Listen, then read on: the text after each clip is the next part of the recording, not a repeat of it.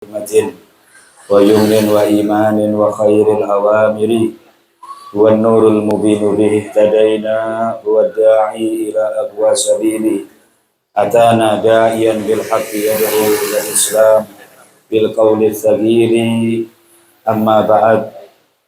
Allahumma salli wa sallim ala sayyidina Muhammad nurika syari wa madadikal jari wa jama'ni bihi fi kulli adwari wa ala alihi wa sahbihi ya nur amma ba'd.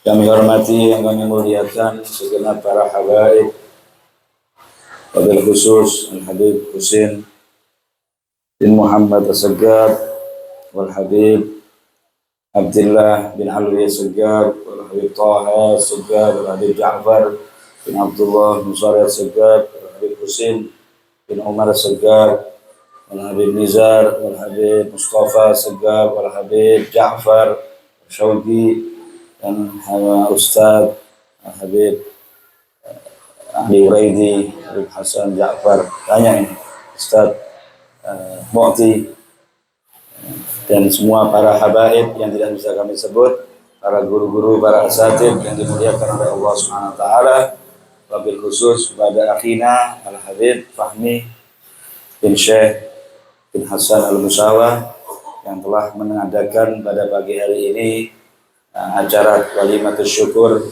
atas hitan anaknya Undir bin Fahmi Al-Musawa. Semoga anak dijadikan anak yang soleh, berbakti pada kedua orang tua, dan juga taat kepada Allah dan Rasulnya, menjadi penyejuk hati bapak dan ibunya, dan juga penyejuk hatinya bagi Nabi Muhammad SAW. Hitan adalah sesuatu sunnah baginda Nabi Muhammad SAW, yang mana pada pagi hari ini Sahibul Bait bertasyakur dengan membaca maulid Nabi Muhammad SAW, tafaulan agar anak mendapatkan barokah dari baginda Nabi Muhammad SAW yang kita baca maulidnya tadi. Maka Nabi Muhammad adalah manusia terberkah. Nabi Isa alaihissalam, beliau sendiri memproklamirkan dirinya seorang yang barokah. Wa ja'alani mubarakan ainama kuntu, dan aku dijadikan oleh Allah Subhanahu wa taala barokah dimanapun aku berada. Barokah dimanapun aku berada. Itu Nabi Isa alaihissalam, bagaimana sayyidul mursalin wa imamul muttaqin, imamnya para rasul, imamnya para nabi, baginda Nabi Muhammad sallallahu alaihi wasallam, pastilah barokah akan turun di dalam acara yang disebut di situ sejarahnya baginda Nabi Muhammad sallallahu alaihi wasallam. Beginilah ajaran para leluhur kita, beginilah ajaran para salafus saleh, yang mana kita harus berpegang teguh dengannya, karena keberkahan, kegembiraan kita, perayaan ketasyakuran kita harus bersambung dengan kegembiraan yang ada pahalanya, yang ada ridhonya Allah, yang ada ridhonya Nabi Muhammad SAW. Kalau kegembiraan kita di dalam acara perkawinan, acara khitanan, acara tasyakuran ini dan itu, yang mana bersambung dengan maksiat kepada Allah, murka kepada Allah Subhanahu wa taala dan Rasulnya, maka na'udzubillah, bukannya barokah yang ada di dalam munasabah acara tersebut, tapi turun laknat dan murka Allah Subhanahu wa taala. Karena itu marilah kita semarakkan, kita bangkitkan, khususnya di kalangan para habaib, dzurriyyah baginda Nabi Muhammad sallallahu alaihi wasallam, yang mana mereka adalah suatu contoh bagi yang lainnya. Inna fil jasadi mudghah, di dalam anggota badan itu ada segumpal daging. Idza salahat, jika seandainya baik itu segumpal daging, salahat sairul jasad, semua badan menjadi baik semuanya. Wa idza fasadat, kalau daging segumpal daging tadi itu rusak, maka rusaklah semua badannya. Ala wahyal ghalab, katanya seorang salaf kita, al-ghalab di sini, hati ini adalah ahlul baitnya Nabi Muhammad sallallahu alaihi wasallam. Kalau baik di suatu kota ahlul bait di situ, maka semua yang lainnya ahlul bait menjadi baik pula. Kalau rusak ahlul baitnya, habaibnya, syarifahnya, maka menjadi rusak pula yang lainnya. Maka kita doakan semoga mereka menjadi orang istiqomah, menjadi orang yang mengikuti jejaknya orang-orang tuanya, leluhurnya yang mulia, yang solihin, aulia, wali kutub-kutub. Insyaallah. Maka dari itu kita hadirkan di dalam acara ini baginda Nabi Muhammad SAW, yang mana jikalau kita menghadirkan dan juga merindukan, mencintai Rasulullah di dalam keadaan kita, niscaya kita seperti menziarahi Nabi Muhammad SAW. Al-Imam Ahmad Ar-Rifai, beliau tatkala ziarah ke makamnya Nabi Muhammad SAW, maka beliau mengubah satu syair, yang mana syair ini dikatakan fi halatil bu'di, di dalam keadaan jauhan sana, ruhi kuntu ursiluha, selalu aku kirim ruhku ke Madinah ini. Kita hadir maulid tadi, kita bayangkan kubahnya Nabi Muhammad, kita bayangkan makamnya Nabi Muhammad sallallahu alaihi wasallam, hingga barokah lebih daripada apa yang kita bayangkan dan kita minta. Hadirin sekalian yang dimuliakan oleh Allah Subhanahu wa taala, anak memiliki hak dan juga orang tua juga memiliki hak. Anak itu haknya yaitu diberi nama yang baik. Alhamdulillah anaknya Habib Fahmi ini seperti orang Jakarta, Habib Mundir Musawa, pas Musawa juga. Ya, semoga ahli ceramah, ahli cinta dengan Nabi Muhammad SAW. Saya kenal betul dengan Habib Mundir ini, Masya Allah, orangnya mulai dulu sudah sangat sangat hatinya itu patuh dengan gurunya. Kalau di depan gurunya itu diinkluk terus, ya diinkluk terus, luar biasa. Semoga ini Habib Mundir ini yang kecil ini Insya Allah jadi Mundir yang besar. Amin ya Rabbal Alamin. Nama yang baik. Lalu yang kedua, memberikan mengawini, memberikan seorang ibu yang solihah. Jadi kalau seandainya ingin mendapatkan anak yang soleh dan solihah, maka harus memilih ibu-ibu yang solihah juga.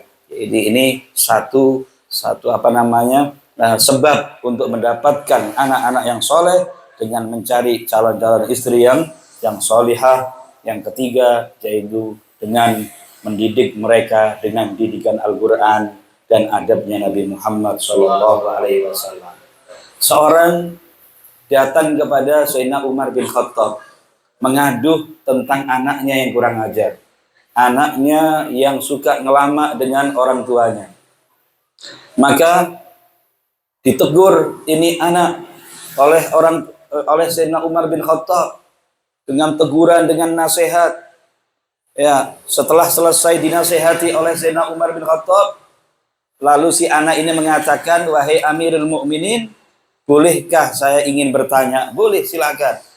Apakah haknya anak itu ada atas orang tua yang perlu ditunaikan, atau hanya orang tua aja yang punya hak untuk ditunaikan oleh anak? Hanya anak aja yang disuruh mentaati, patuh, hormat kepada orang tuanya, atau anak juga punya hak atas orang tuanya? Katanya juga punya hak. Apa itu wahai Amirul Mukminin Sayyidina Umar? Katanya beliau, haknya adalah memberikan nama yang baik, memberikan ibu yang baik, dan juga memberikan didikan agama Islam.